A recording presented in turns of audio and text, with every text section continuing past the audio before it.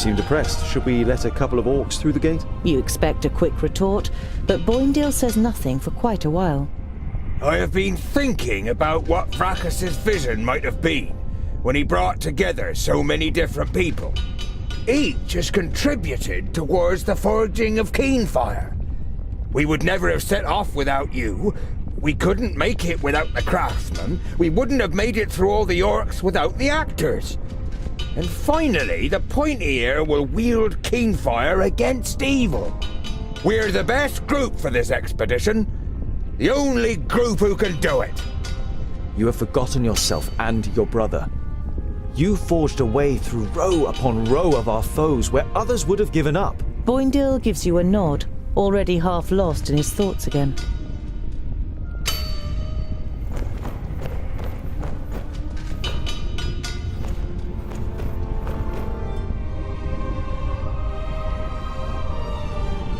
You are very thorough, Honorable Mager. I should have asked the orc to hit me on the mouth, so that you could have kissed me back into the world.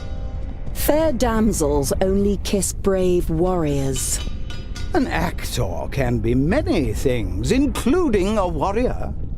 That is true, but your privates have fought so many battles throughout the land that I couldn't trust that their bearer wouldn't switch sides as soon as an opportunity arises. Stick with the women who adore you, actor. You smirk. It would seem that Rodario is in good health. You don't need to worry about him.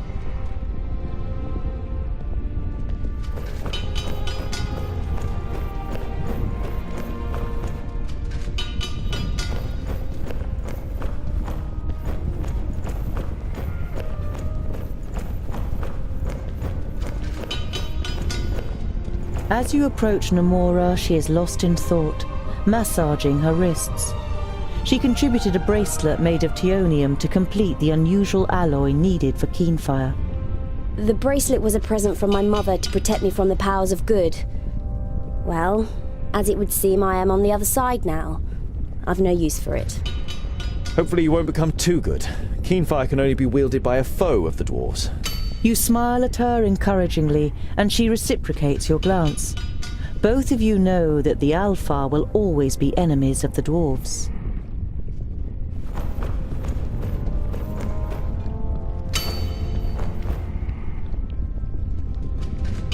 The Magister Technicus looks up from his work. Ah, Tungdil, look what I found. Here. There are narrow steps on the walls of the chimney, and if you look right up to the top, you can see the blue of the sky. Very good. That could be our way out once Keenfire is finished.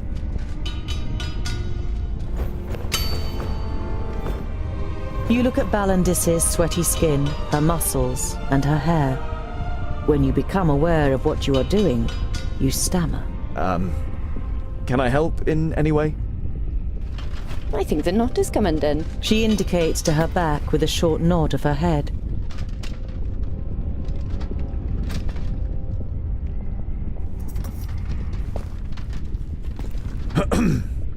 She smiles at you radiantly. Thank you for your help. You feel you're melting in her smile, like steel in the forge. Of course, you're welcome. King Giselbert Ironeye. I still can't believe that I've met you in person. My time passed long ago. Do people still talk about me? You think for a moment about how to answer. Many blame the Fifthlings, and thus their progenitor, for the extent the Perish land has advanced. Your name is not forgotten. The nod of the king's head is barely noticeable. The beasts are preparing to attack. You look at the solid iron doors and their fittings, which are protected by the runes of Vrachus. Didn't you say the furnace is safe? Long enough. We will hold the gates for as long as necessary, at any cost. But you must be aware of what awaits us.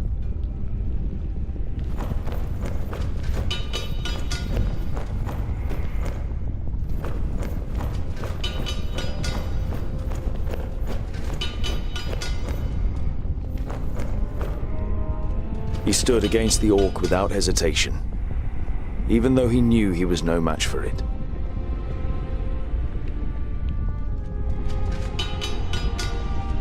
I was happy when you chose Goemgar, because I thought I knew how much of an artist and how little of a dwarf he was. But he proved that he was more of a dwarf than I reckoned. What will you do when this is over? Do you still plan to go to war against the elves? The elves' betrayal is absolute. They are to blame for the destruction of the Fifthlings, and for the death of my father and my brother. I will never be able to forgive them. There was no betrayal by the elves. I am Glandolin Hammerstrike of the Clan of the Striking Hammers, and I, unlike you, was present on that dark day as the stone gateway fell through the betrayal of a dwarf. A dwarf? It was Glamdolin Strongarm of the Clan of the Strong Arms who uttered the incantation for the first time and unlocked the gate. He surrendered our land to their hordes. He was the one who showed the Elfar a secret path into our tunnels, so they could attack us from behind and poison us. We were struck down with a mysterious fever. I don't understand. He was a thirdling, a dwarf killer, who stole into our clan and masked himself as one of us to bring about our downfall. He died at my hand, but he rose again at the power of the perished land and uttered the secret words a second time. Did you hear that? It wasn't the elves, it was a dwarf. How much do you believe in Bislipper and his proof now when there's a dwarf standing here who was witness to it?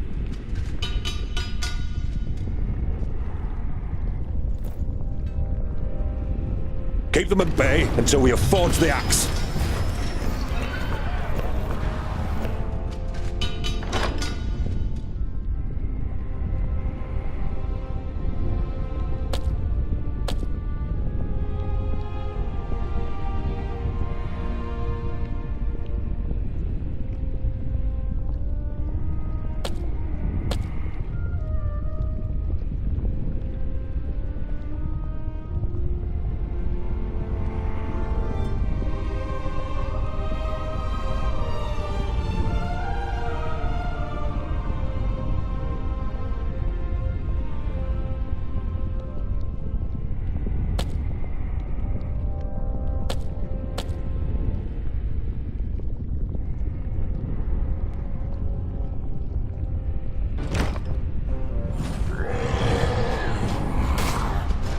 Not a bad idea.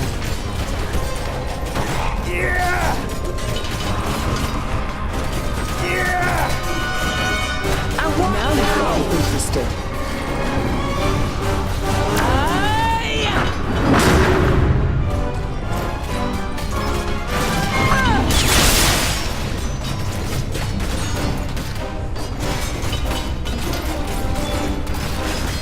He hardly put up a fight! And I didn't even take off my gloves.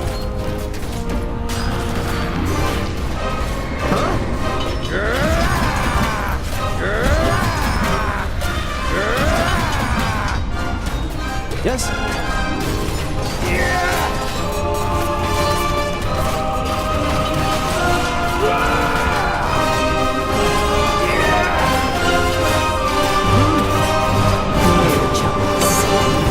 Kill! What is it? Who's next? What a waste Too of much time. for you, was I? No chance. Vile creature! What a waste of time.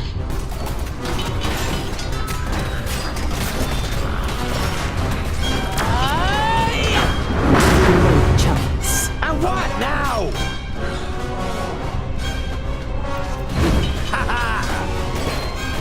And again.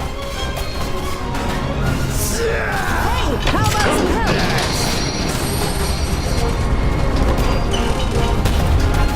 Sammy's here. This is the end. What is it?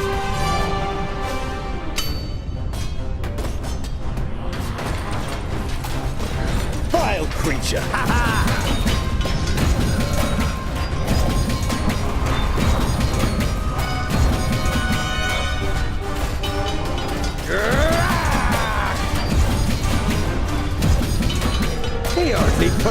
fight!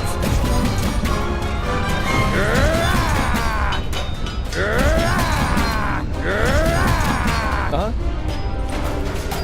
Yeah! Yeah!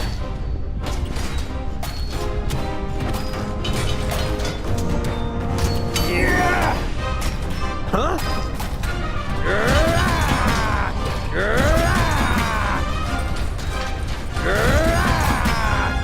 And again. Yes? Yeah! Yeah! Yeah! Who's next? Ha ha! Huh? Huh? Yeah!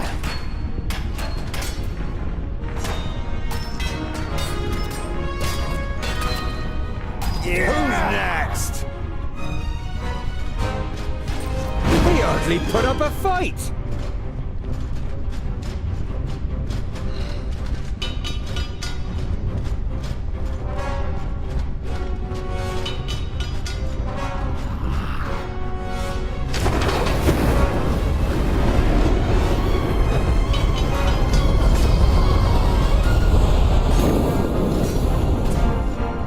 I'm with you!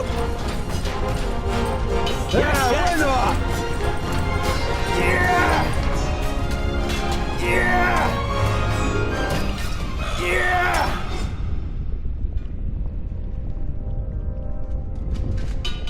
That's it.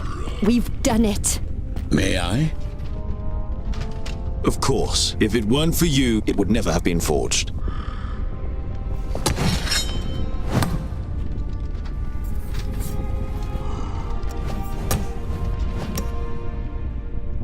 The axe that will banish evil from Girdlegard.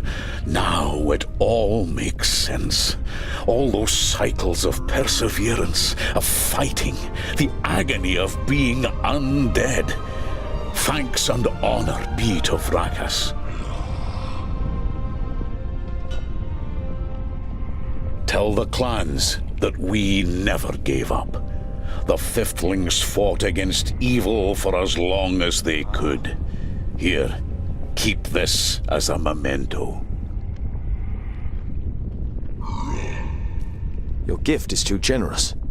From what I have come to know of you, you deserve it more than any other. Just promise me one thing, Tungdil Goldhand. Rebuild my kingdom once you have freed Girdlegard and driven out the pestilence. Don't leave my kingdom to the creatures of Tion.